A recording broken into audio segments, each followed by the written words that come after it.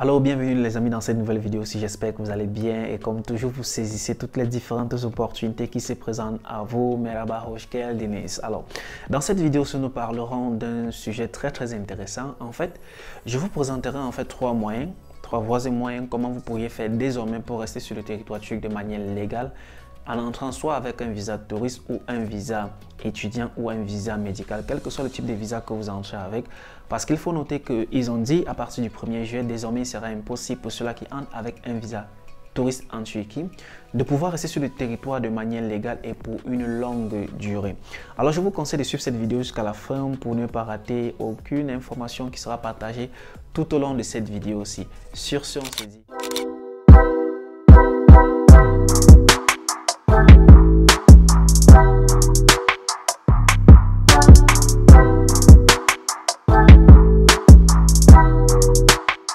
Bienvenue une fois de plus. Si tu me découvres pour la première fois, je suis Donald Christian. Sur cette chaîne, généralement, je fais du partage concernant les bourses d'études internationales, les études à l'étranger et je parle aussi de l'immigration. Quand je parle de l'immigration, c'est ma vie en Turquie, comment ça se passe en Turquie, comment est-ce que vous pourriez vous aussi venir en Turquie, que vous soyez étudiant ou non étudiant. Alors, si cette thématique-là t'intéresse, toi, n'hésite pas surtout à t'abonner, d'activer la cloche de notification pour ne rater aucune des publications disponibles sur cette chaîne-ci du jour au lendemain. Avant de commencer cette vidéo, une fois de plus, j'aimerais aussi mentionner que je ne suis pas un agent d'immigration. Je ne travaille pas avec l'immigration ici en Turquie. Donc, ce que je fais sur cette chaîne-ci, c'est juste ce qu'on appelle un relais d'informations. Je ne peux pas faire des recherches, je ne peux pas collecter des informations et je viens vous les partager de manière gratuite. Si cela te plaît, n'hésite pas surtout de like. Les amis, je vais commencer par ceux-là qui sont déjà ici en Turquie, que vous soyez étudiant ou non étudiant. Comment est-ce que vous pourriez faire pour éviter des erreurs qui pourraient bel et bien causer un déport, c'est-à-dire on vous renvoie chez vous tranquillement comme ça, ou le paiement d'une amende ou un emprisonnement. La première des choses les amis, si vous avez déjà ce qu'on appelle un kimlik, pour ceux qui sont en Turquie connaissent ce qu'on appelle un kimlik ou un ikamet, autrement izinsi. Si vous avez déjà ce document-là, je vous recommanderais de faire enregistrer votre adresse. Je m'explique.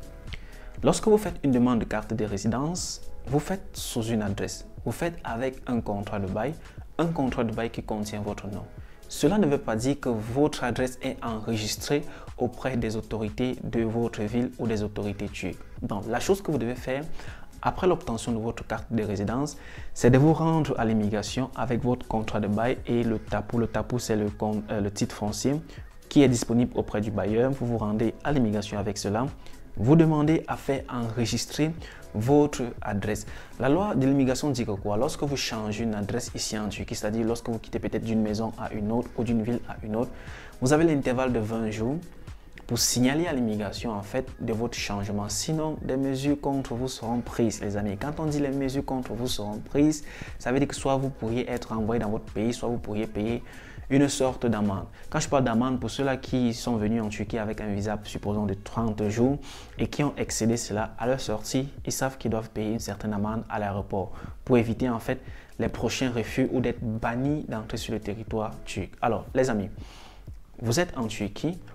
Comment est-ce que vous pourriez faire pour facilement rester sur le territoire turc de manière légale, sans toutefois obtenir des problèmes, sans toutefois faire face à l'autorité turque, sans toutefois avoir une crainte d'être déporté dans son pays? Je vous explique en détail. Si vous êtes étudiant ici en Turquie et que vous avez fini vos études, désormais il sera impossible de pouvoir obtenir une carte de résidence pour pouvoir rester sur le territoire. On appelle cette carte de résidence-là Kisa Dönem. Alors, comment est-ce que vous pourriez faire pour pouvoir rester sur le territoire de manière légale? Deux choses. Soit, premièrement, vous trouvez un travail. Après avoir trouvé le travail, vous pourriez avoir une permission de rester sur le territoire. Deuxièmement, soit vous continuez votre éducation. Si vous avez fini votre licence, vous partez en master. Si vous avez fini votre master, vous partez en doctorat. Ou alors, vous recommencez une autre formation. C'est vrai que c'est compliqué, c'est très difficile. Quand je parle de recommencer une autre formation, les gens vont se dire que mais qu'est-ce que tu dis là? Moi, je ne vais pas venir dans un pays suivre 3 licences à la fois.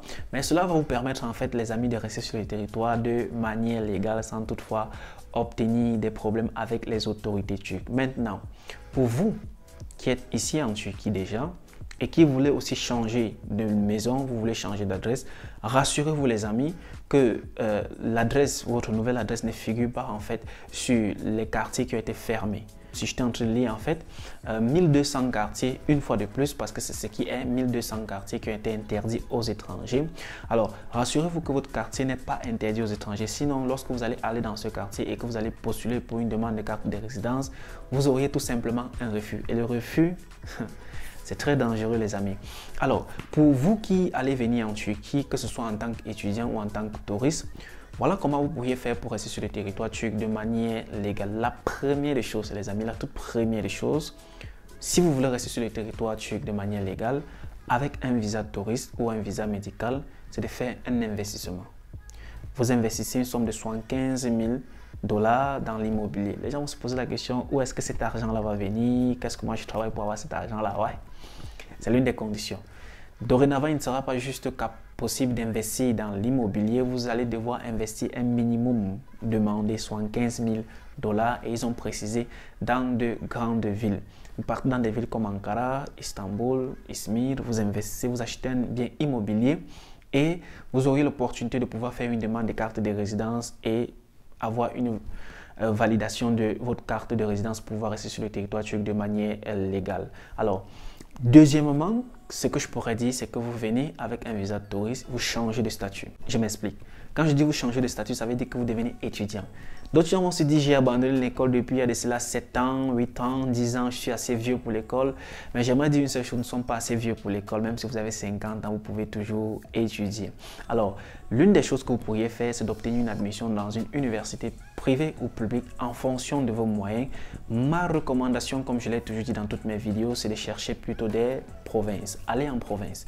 Évitez des grandes villes parce que dans des grandes villes, c'est un peu compliqué en termes de carte de résidence.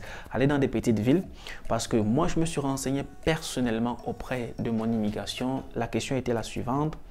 Est-ce que quelqu'un, parce qu'en ce moment-là, j'avais un cas, j'avais une personne qui m'avait écrit et la personne était venue en Turquie juste pour participer à un forum.